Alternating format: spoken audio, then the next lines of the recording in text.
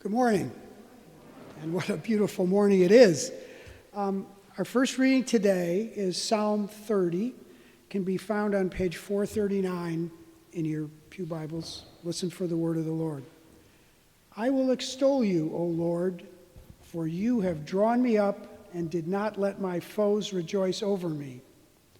O Lord my God, I cried to you for help, and you have healed me. O Lord, you brought up my soul from Sheol, restored me to life from among those gone down to the pit. Sing praises to the Lord, O you his faithful ones, and give thanks to his holy name. For his anger is but for a moment, his favor is for a lifetime. Weeping may linger for the night, but joy comes with the morning. As for me, I said in my prosperity, I shall never be moved. By your favor, O Lord, you had established me as a strong mountain. You hid your face, I was dismayed. To you, O Lord, I cried, and to the Lord I made supplication. What profit is there in my death if I go down to the pit? Will the dust praise you? Will it tell of your faithfulness? Hear, O Lord, and be gracious to me. O Lord, be my helper. You have turned my mourning into dancing. You have taken off my sackcloth and clothed me with joy, so that my soul may praise you and not be silent.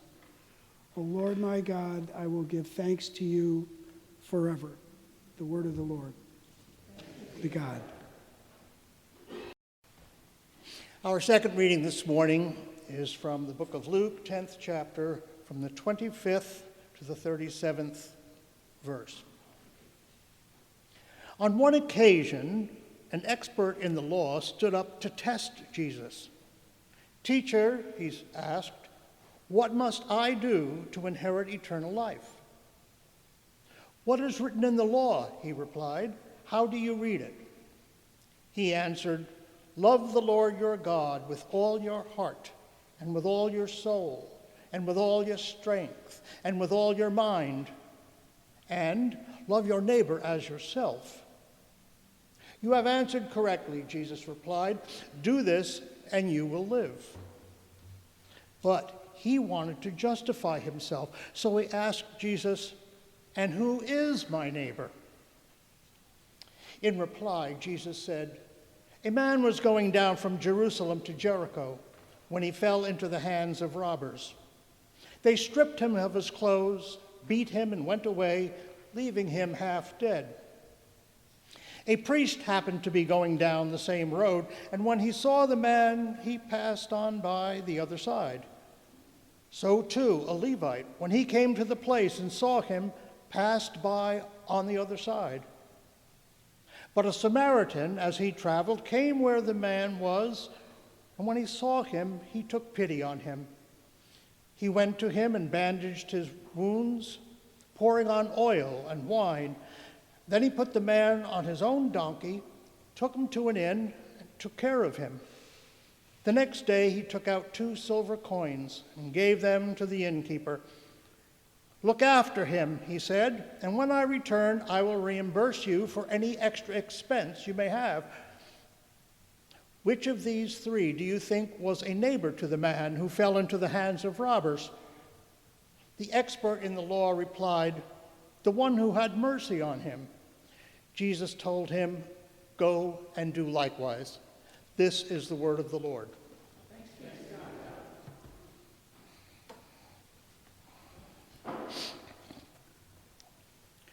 For 3 weeks you've been warned that I would be preaching today, and apparently some of you ignored the warning. May the words of my mouth and the meditation of our hearts be pleasing to you, O Lord, our rock and redeemer. As a rule, sermons should last under 10 minutes, but my original sermon explaining the meaning of life ran 12, so you'll just have to remain in the dark about that. In any event, I hope that the title of the sermon doesn't cause you to roll your eyes and think, oy vey, not another sermon on the Good Samaritan. Along with the prodigal son, this parable runs the risk of suffering death by homily. But in fact, it has been 2 years since this parable was the topic of a sermon at PCMK. Charles Barton preached on this parable in the spring of 2017. And it's not hard to see why. Every major religion has some equivalent story or aphorism for treating your neighbor as yourself. The concept is universal. Jesus' parables are brilliant in terms of economy of presentation, short, to the point, and understood by the listeners of his day. His listeners would have brought a great deal of context to the story. This morning, I would like to explore some of the context of this parable. A man was going down from Jerusalem to Jericho. In this case, down does not mean south. Jericho is northeast of Jerusalem. Down, in this case, literally refers to downhill. The elevation of Jerusalem is 2,500 feet above sea level, and Jericho's is 900, a difference of 1,600 feet spread out over 16 miles. For some comparison, the elevation of the Taconic Parkway at Fonsstock Park is 1,275 feet. The elevation of Mount Kisco is about 300, representing only a 1,000-foot drop over 27 miles.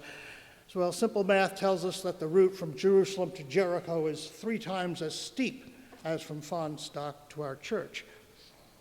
So it was not an easy route, and it was not paved. Probably some stones and some ruts, and especially worse, going to Jerusalem, heading uphill. The man in the story is traveling alone. There's no mention of a traveling companion or even a caravan that would have provided him some protection. In such close proximity to Jerusalem, it was common to see caravans of pilgrims going in and out of Jerusalem. Recall all the different groups mentioned in the 2nd chapter of Acts of the Apostles: Parthians, Medes, Elamites, residents of Mesopotamia, Judea and Cappadocia, Pontus and Asia, Phrygia, Pamphylia, Egypt, and parts of Libya belonging to Cyrene. The list goes on. Everyone went to Jerusalem. But Jesus presents him as a solitary figure in the story. Probably not a pilgrim. A merchant with a large backpack or an animal laden with bundles would have drawn the attention of robbers. The parable makes no mention of an animal or bundles, but no merchant would have tackled such a trip without protection. So the man was likely traveling alone, perhaps with just a walking stick and a small pouch. But we must never blame the victim. He fell into the hands of robbers who stripped him, beat him, and went away, leaving him half dead. The attackers are described as robbers, but the parable does not say they robbed him. It says they stripped him, beat him, abandoned him. Robbers would have sought out easy targets, someone carrying something worth stealing and who appears vulnerable. But this solitary man with just a walking stick and a pouch doesn't meet their standards. They attack him anyway, and everything goes wrong. Consider the attack itself for a moment. The group attacks him, he's outnumbered, only to discover that he has nothing of value. In their anger, they decide to do the next best thing they can think of. They will humiliate him, robbing not his money or his goods, but his dignity. Whooping and hollering and laughing, they proceed to strip him of his clothes, leave him at the side of the road, almost like a prank, like stealing someone's clothing while they're skinny dipping. But things get out of hand. In addition to taking his clothing, they beat him, but don't kill him. Now he will be discovered naked and suffer humiliation. But then again, it might have been a hate crime. He was only a Jew, so who cares? Robbers probably didn't take sides. But in either event, the man is left to die. By chance, a certain priest was going down that way. When he saw him, he passed to the other side. In the same way, a Levite also, when he came to the place and saw him, passed by on the other side. Those who pass the man are alone also. No one can witness or judge their actions. It is said that what we are when we are alone is what we are truly. And what is it the priest and the Levite do? They do less than nothing. They don't just pass by the suffering man. They pass by on the other side. They go out of their way to ignore him. They actually move to the other side of the road. They pretend they are blind. Just rubbernecking. Move along, folks. Nothing to see here. What do we mean when we say someone has crossed to the other side?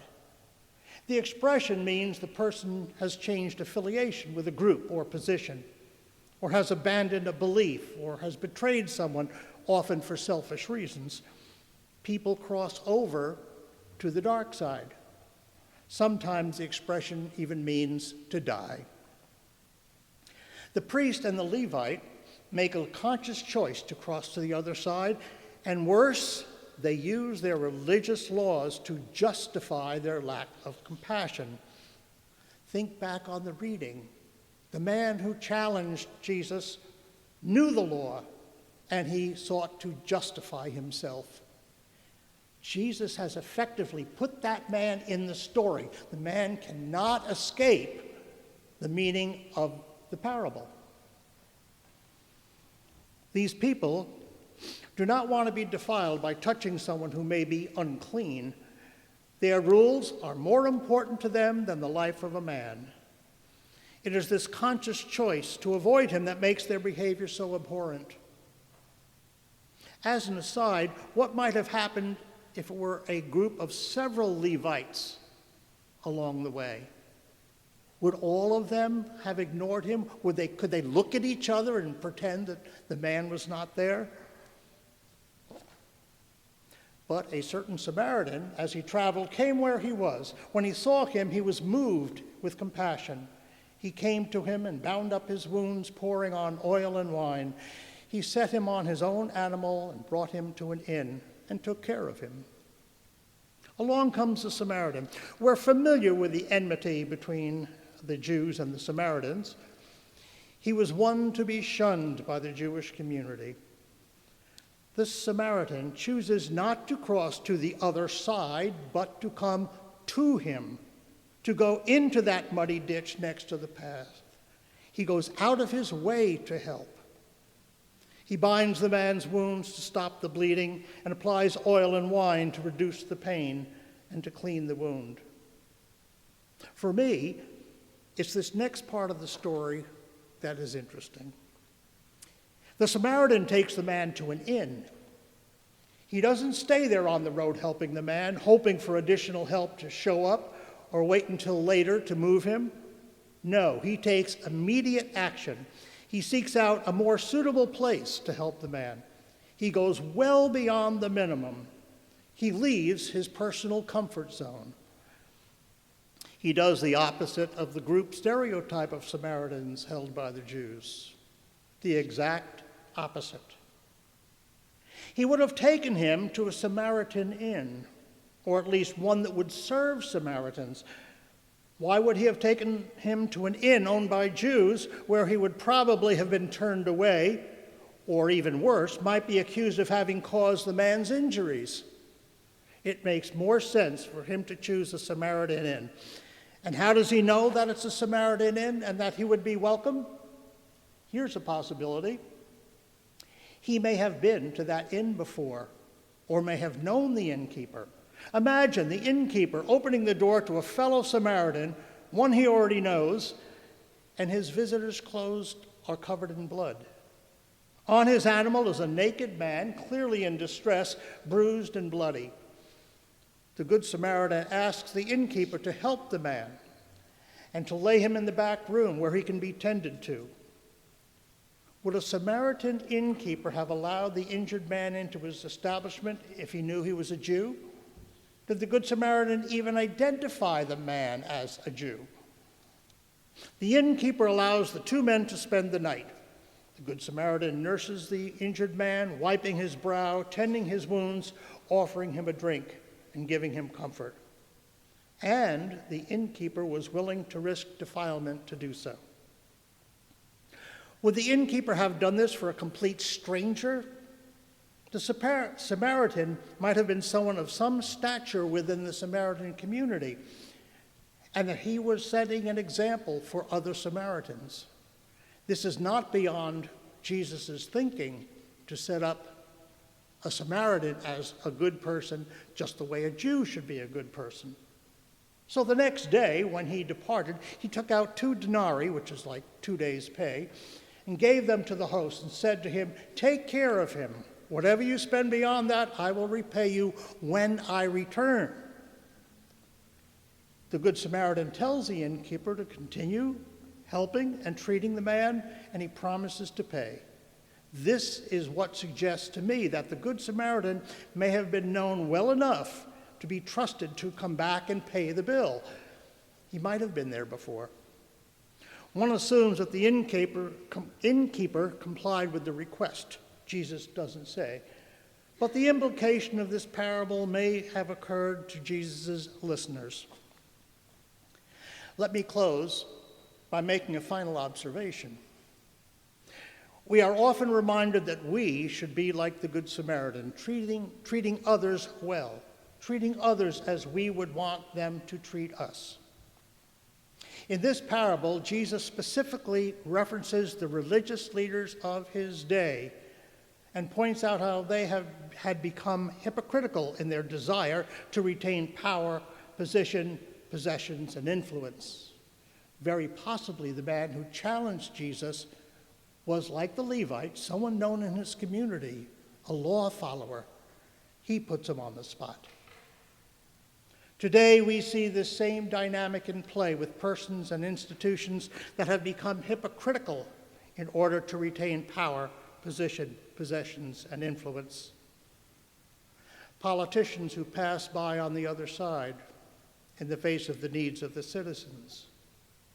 Corporations who pass by the other side as they damage the natural world, including the air and water. Leaders who pass by on the other side when offered an opportunity to line their own pockets.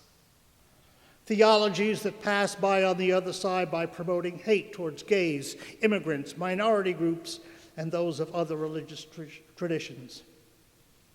And groups that pass by on the other side while rationalizing separation of families. Has our society been stripped, beaten, and left in the road to die? If it has, we need to be good Samaritans, not just individually, but collectively as well. Amen.